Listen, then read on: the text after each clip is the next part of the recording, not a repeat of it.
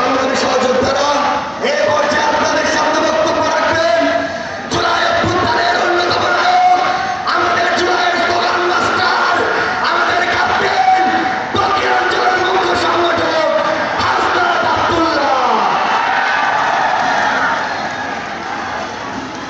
আসসালামু আলাইকুম রহমতুল্লাহ।